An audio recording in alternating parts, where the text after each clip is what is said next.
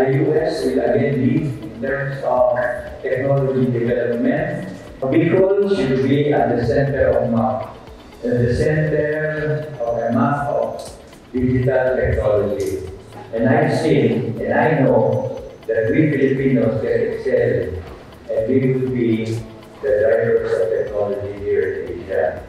The start of this summit will inspire each and every one of our family, pero ang aming mandate dyan is the responsible use of technology.